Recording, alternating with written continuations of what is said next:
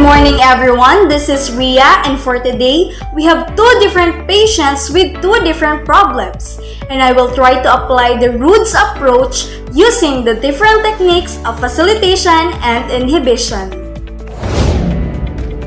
Patient number 1, a 13-year-old girl who loves painting.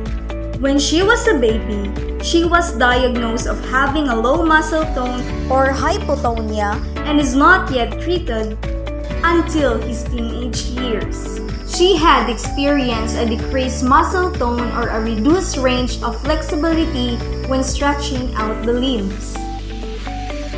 So, since hypotonia is already detected by a pediatrician when she was a child, now my goal here is to use and apply to my patient the facilitatory techniques which can help in normalizing tone and facilitating the movement of my patient. The first technique is known as light moving touch. All you need to have is your fingertips, but first, you need to identify a dermatome. Select a dermatome that will depend on which muscle you want to activate. The second technique is fast brushing. Apply this brush in a similar fashion over those dermatomes whose underlying muscle you want to stimulate. One important thing about this technique is when you use fast brushing, not only the muscles will activate, but it will also improve the sensory function of your patient. The third technique is known as A-icing or quick icing. This time, we need some ice cube and hold it using a piece of cloth and apply it into the target muscle over the overlying skin for 3 quick swipes and immediately wipe the water using a handkerchief. The next technique is breathing facilitation. Keep the ice cube over the desired dermatome with sufficient downward pressure for at least 3 minutes.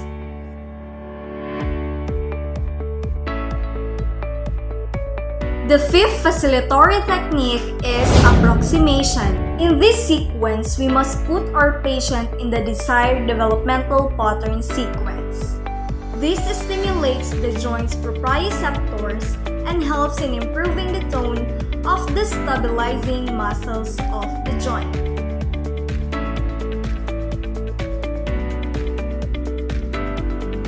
The sixth technique is called stretch. So there are 3 types of stretch, and the first one is intrinsic stretch. So we use this technique since our patient's shoulders is locking. This is going to activate the proximal shoulder girdle muscles. The second type of stretch is known as secondary ending stretch. All we need to do is to ask her to do a movement. Then I will give a resistance to that movement. We will just let it happen. Then increase the resistance. In this way, we are allowing the muscles to contract. The third technique in stretch is known as the stretch pressure. For this technique, we will utilize our index finger, middle finger, and thumb. First, we need to palpitate the tendon of the muscle which we need to activate. This is going to activate the muscle spindle. So the final technique for this session is known as proprioceptive facilitatory techniques. So now we will apply the resistance properly to improve the muscle strength of my patient and to motivate her to work harder. When we start resisting a contraction of weak muscle, then the muscle goes into shortening. Then the spindle of the muscle also shortens. Relatively and surely, it will lead to a better facilitation of that muscle. Under the proprioceptive facilitation is tapping. In this technique, We will just be using our hand and apply 3 to 5 quick repetitions of tapping over the dermatome overlying the muscle that you want to activate.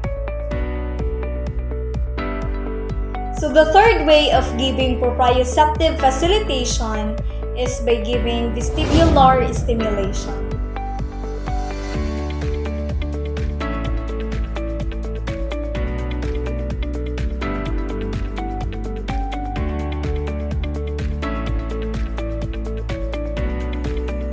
That concludes the different facilitation technique for my patient who has a hypotonia. Patient number 2, 7-year-old boy who has a spasticity.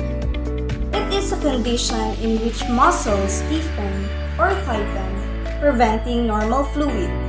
So our problem here is the muscle of our patient, where it remains contracted and the wrist is being stretched that affects his movement, speech, and gait.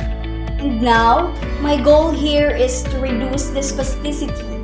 So, we will apply the inhibitory techniques or inhibition that are suited in his case. The first technique is known as rolling. Rolling slowly from a supine lying position to prone and back in a rhythmical pattern to promote relaxation.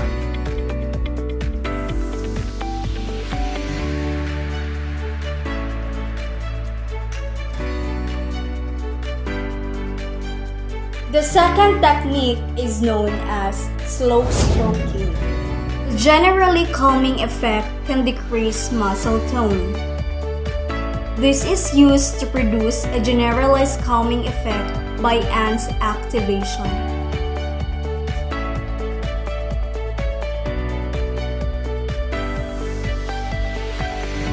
The third technique is known as tendon pressure. Firm pressure manually over a muscle tendon to reduce spasticity.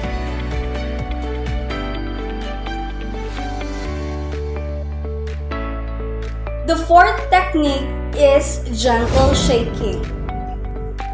We use light joint compression traction of the cervical vertebrae and slow rhythmic circumduction of the head to promote relaxation.